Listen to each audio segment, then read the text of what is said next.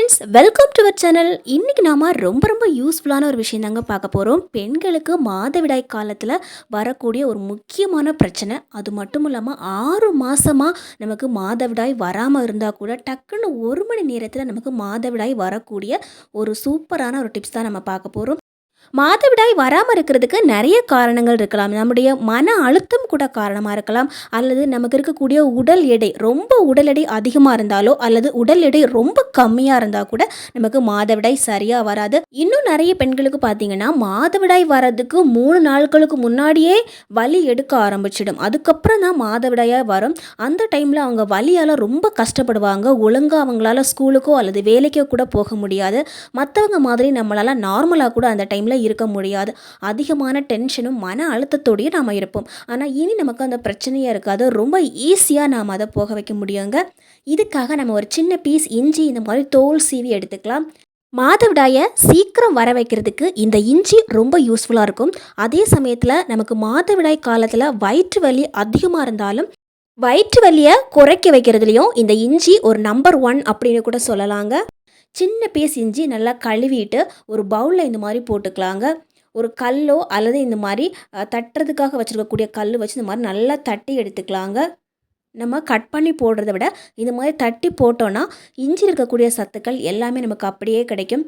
இப்போ இஞ்சியை நம்ம ஓரமாக எடுத்து வச்சுட்டு ஒரு பவுல் எடுத்துக்கலாம். இதில் 1/2 ஸ்பூனுக்கு சோம்பு எடுத்துக்கலாங்க. அதிக நாட்களாக மாதவிடாய் வராமல் இருந்தாலோ அல்லது மாதவிடாய் காலத்தில் நமக்கு அதிகமான வலி இருந்தாவோ இது ரெண்டுத்தையுமே போக வைக்கிறதுக்கு இந்த சோம்பு ரொம்ப யூஸ்ஃபுல்லாக இருக்குங்க. அடுத்ததாக 1/2 ஸ்பூனுக்கு தனியா அப்படிங்கிற கொத்தமல்லி விதைகள் 1/2 ஸ்பூனுக்கு சேர்த்தாச்சுக்க. இப்போ இந்த 2 பொருட்களையும் இந்த மாதிரி சேர்த்து வச்சுட்டோம். இப்போ நம்ம ஒரு இடிகல்லோ ஒரு அம்மியோ எடுத்துக்கலாம். இந்த இடிகளில் இந்த 2 பொருட்களையும் போட்டு இந்த மாதிரி நல்லா தட்டி எடுத்துக்கலாங்க. நம்முடைய கர்ப்பப்பை ரொம்ப வீக்காக, அதாவது ரொம்ப பலவீனமாக இருந்தால் கூட நமக்கு மாதவிடாய் சரியாக வராது. அதே மாதிரி வந்தாலும் பயங்கரமான வலி இருக்கும்.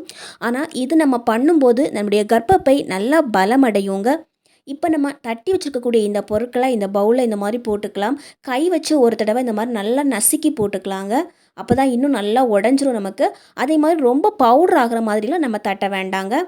இப்போது நம்ம ஒரு பாத்திரம் எடுத்துக்கலாம்.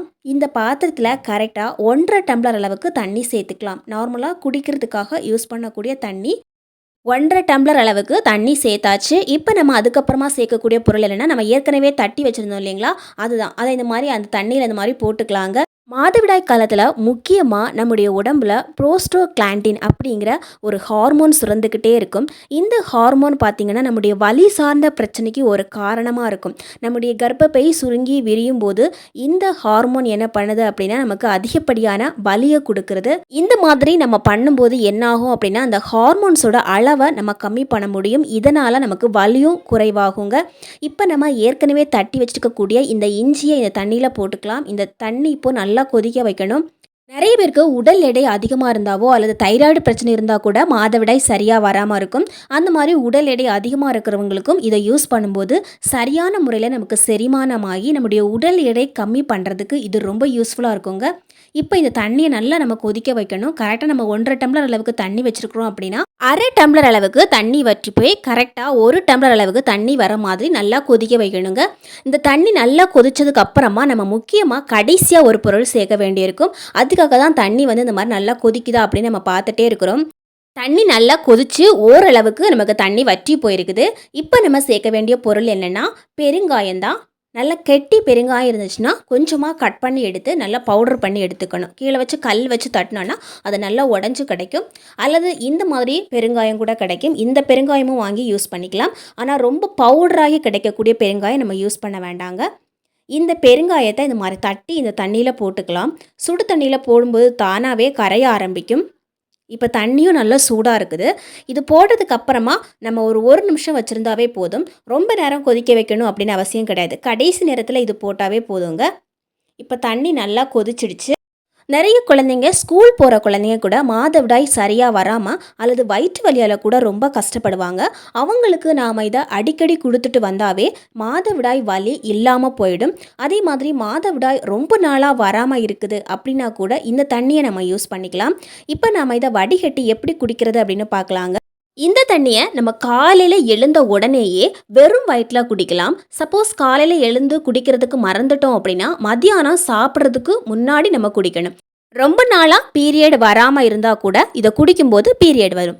அதே மாதிரி நமக்கு அதிகமான ப்ளீடிங் இருக்குது அப்படின்னா இந்த தண்ணியை நம்ம எடுக்கக்கூடாது. அந்த மாதிரி எடுத்தோன்னா இன்னும் அதிகமாக நமக்கு ப்ளீடிங் ஆகிடும். அதே மாதிரி நம்ம குழந்தைக்காக ட்ரை பண்ணிகிட்டு இருக்கோம், ப்ரெக்னென்ட் ஆகிறதுக்கு ட்ரை பண்ணுறோம் அப்படின்னா கூட நாம் இதை எடுக்க வேண்டாங்க. இது குடிக்கும்போது கசப்பெல்லாம் இருக்காது. நார்மலாக நம்ம தண்ணி காய்ச்சி குடிக்கிற மாதிரி தான் இருக்கும். டேஸ்டெல்லாம் ரொம்ப பெரிய வித்தியாசம் இருக்காது. நார்மலாக நம்மளால் குடிக்க முடியுங்க. நிறைய பேருக்கு டவுட் இருக்கும், பப்பாளி பழம் சாப்பிட்டா பீரியட் வருமா, எள்ளுருண்டை சாப்பிட்டா பீரியட் வருமா அப்படின்னு. நம்ம பப்பாளி பழம் சாப்பிட்டா கூட சூப்பரான ரிசல்ட் கிடைக்கும். ஆனால் அந்த பழம் சாப்பிட்டுக்கிட்டே நம்ம இந்த ஜூஸையும் குடித்தோம் அப்படின்னா டக்குன்னு நமக்கு பீரியட் வரும். இந்த ஜூஸ் குடிக்கும்போது நம்ம எள்ளுருண்டையும் சாப்பிட்லாம். இந்த எள்ளுருண்டையும் இந்த ஜூஸ் எல்லாம் சேர்த்து சாப்பிடும்போது சீக்கிரமாகவே நமக்கு பீரியட் வரும். மாதவிடாய் காலத்தில் வரக்கூடிய வலியும் போயிடுங்க. இப்போ நாம் ஒரு அலோவேரா அப்படிங்கிற கற்றாழை எடுத்துருக்கிறோம். ஒரு சின்ன கற்றாழை பீஸ் இருந்தாவே போதுங்க. ஒரு சின்ன கற்றாழை இலை எடுத்து நல்லா கழுவி எடுத்துக்கணும். இந்த கற்றாழை இலையில் ஓரங்கள் இருக்கக்கூடிய முட்களை மட்டும் தனியாக கட் பண்ணி எடுத்துக்கலாம்.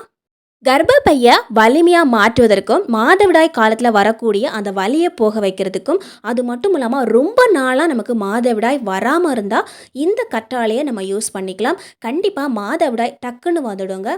இப்போ இந்த கற்றாழையை ரெண்டாக கட் பண்ணிவிட்டு மேலே இருக்கக்கூடிய அந்த தோலை மட்டும் சீவி எடுத்தாச்சு. நல்லா கெட்டியாக இருக்கக்கூடிய அந்த பச்சை கலர் இருக்கக்கூடிய தோலை மட்டும் கத்தி வச்சு சீவி எடுத்துக்கணுங்க.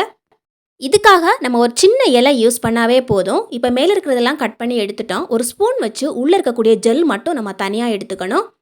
ஸ்பூன் வச்சு இந்த மாதிரி சீவி எடுத்தோன்னா ஜெல் மட்டுமே நமக்கு தனியாக கிடைக்கும். அதே மாதிரி இந்த கற்றாழையை ரொம்ப ஸ்ட்ராங்காக போட்டு வலிச்சு எடுக்கக்கூடாது. அந்த மாதிரி ரொம்ப கத்தி போட்டு இழைச்சோம் அப்படின்னா அது ரொம்ப கசப்பாயிடும். ரொம்ப மெலிசாக நம்ம போட்டு வலிச்சாவே அந்த ஜெல்லு மட்டும் நமக்கு தனியாக கிடைக்கும்.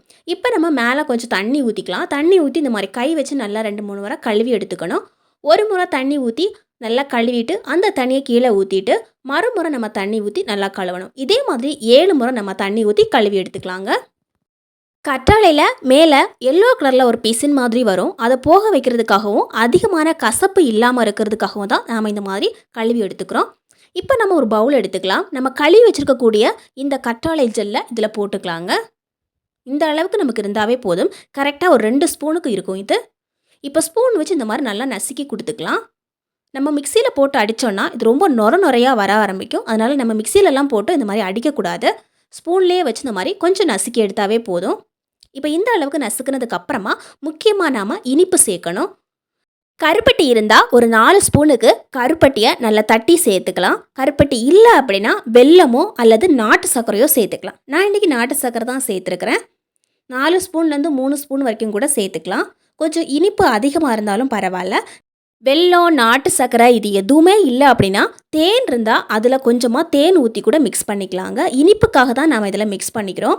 இப்போது கை வச்சு இந்த மாதிரி நல்லா நசுக்கி பிசைஞ்சு எடுத்துக்கலாம். அந்த கற்றாழையை நம்ம கை வச்சு இந்த மாதிரி நல்லா நசுக்கும் போது அது கொலன்னு வர ஆரம்பிக்கும். பாருங்கள், இந்த மாதிரி வரும். நமக்கு சாப்பிடும்போது இனிப்பாக தான் இருக்கும். இதை நம்ம எப்படி யூஸ் பண்ணுறது அப்படின்னு பார்க்கலாம். காலையில் எழுந்த உடனேயே வெறும் வயிற்றில் இதை சாப்பிட்ணுங்க.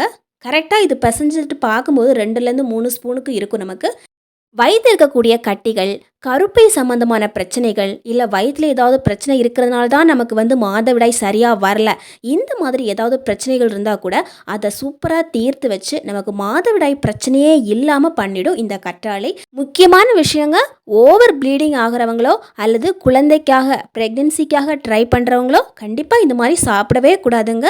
மற்றபடி நமக்கு மாதவிடாய் பிரச்சனையை சூப்பராக தீர்த்து வைக்கும் இந்த கற்றாழை. தேங்க்யூ ஃபார் வாட்சிங் ஃப்ரெண்ட்ஸ்.